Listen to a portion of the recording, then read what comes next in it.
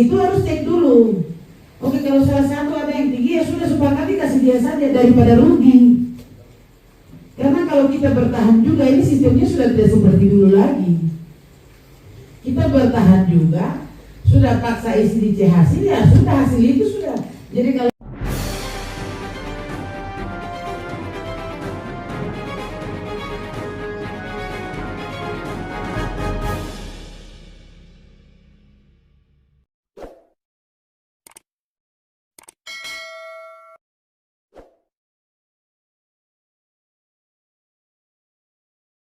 dalam beberapa waktu ke depan, saya pikir ini sisa 13 hari ya kalau kita hitung 13 hari lagi hari pencoblosan, dan sebelum pencoblosan itu kami sudah harus distribusi logistik sehingga KPU melihat perlu untuk kami lakukan rapat koordinasi kami sama-sama supaya bisa satukan pikiran, sepaham untuk bagaimana dalam menjaga proses pemilu ini dengan baik berjalan tanpa ada persoalan, bagaimana dari sisi keamanan seperti itu yang kami undang Bapak Ibu Pak Bupati juga pemerintah, Bapak Ibu Kepala Distrik yang hadir dari Bawaslu, dari pihak keamanan untuk bagaimana kami bicara supaya kami sama-sama satukan pikiran, pendapat seperti itu yang kami KPU lakukan kegiatan hari ini.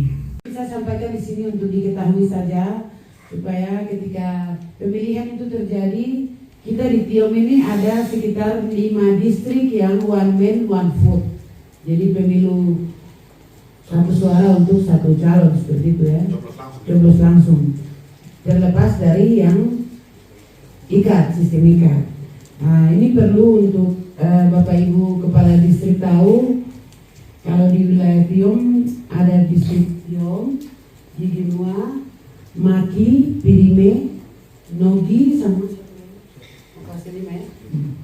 itu. Jadi 5 distrik ini mereka ada TPS yang TPS one man one vote, dan itu menjadi tanggung jawab kita bersama bahwa TPS yang sudah ditentukan di situ one man one vote itu tidak boleh dengan cara apapun diubah ke sistem ikat, itu tidak boleh. Nanti masalahnya kembali ke kita.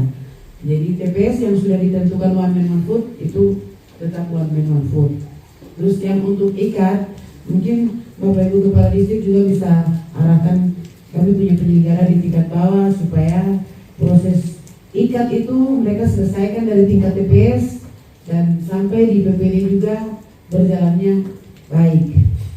Karena sekarang kami akan pakai aplikasi Sirekap, jadi dari TPS langsung apalagi kalau kami BIMTEK itu kami diperintahkan dari TPS langsung sudah selesai diisi dalam C hasil. Kalau dulu dibilang C1 plano, ada logo hologramnya. Kalau sekarang dibilang C1 hasil barcode. Jadi kalau sudah sampai, sudah diisi berarti itu KPPS mereka punya tanggung jawab cari tempat yang jaringan, mereka langsung kirim, langsung isi di aplikasi. Jadi awasi baik supaya dalam proses pemilu itu minimal sudah ada kesepakatan semua, baru mereka bisa isi, ya isi dan kirim.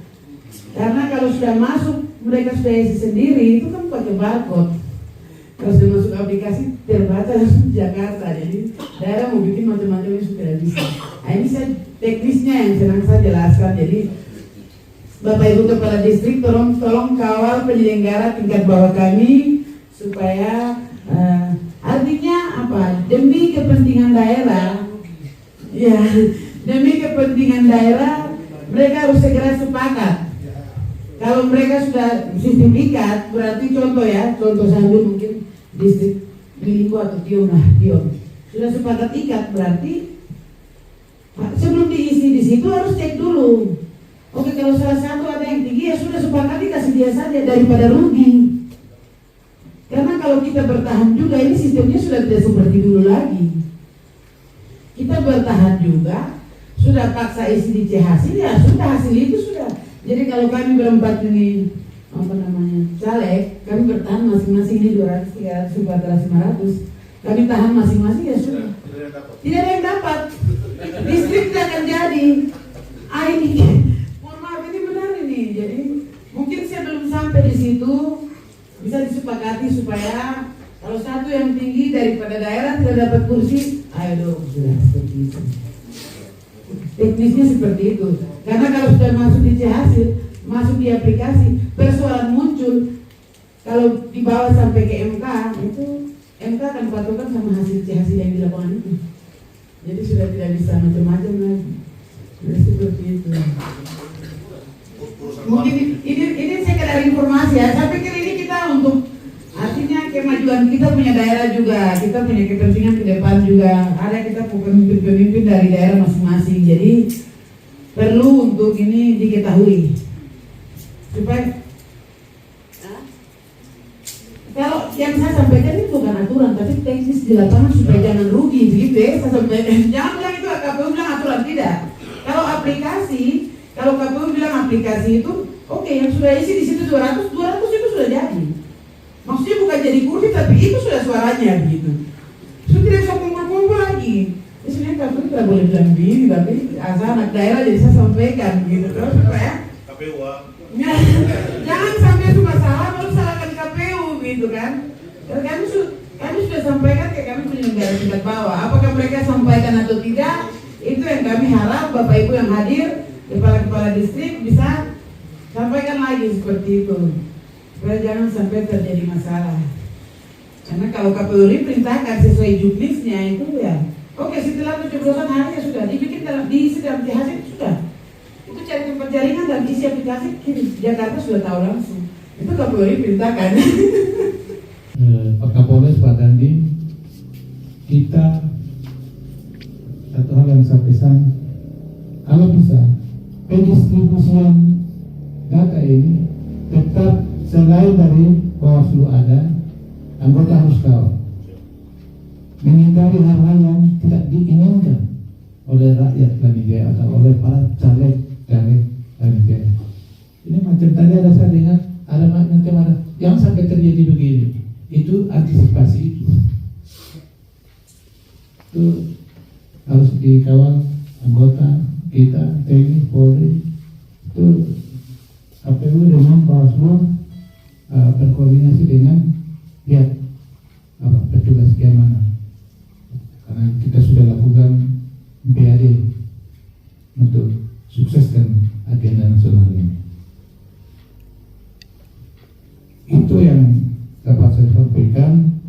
Tapi hal-hal yang tadi dilaporkan, Miyawagi lah, Wapalim lah, Wanbaran, tidak menjadi alasan.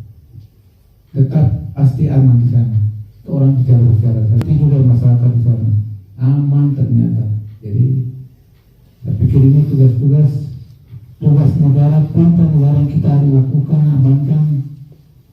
Saya minta kepada kepala distrik Miyawagi, Wanbaran, dan Buah Balim dan seluruh para tokoh sana rapatkan dengan teman-teman penyelenggara KPU ini, komisioner, Bawaslu komisioner dan petugas keamanan yang ada supaya semua pelaksanaan pada hari hanya semua berlangsung aman dan lancar. Cukup saya sampaikan. Terima kasih.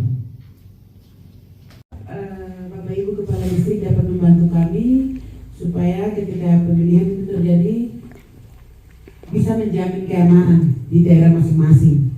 Ya, kalau ada persoalan yang bisa diselesaikan di distrik, tolong dibantu fasilitasi teman-teman penyelenggara tingkat bawah untuk diselesaikan di distrik, jangan bawa ke kabupaten seperti itu. Seperti yang tadi Pak Bupati sudah singgung, hasil itu yang untuk TPS wajib diterima oleh KPPS dan TPS di kamu.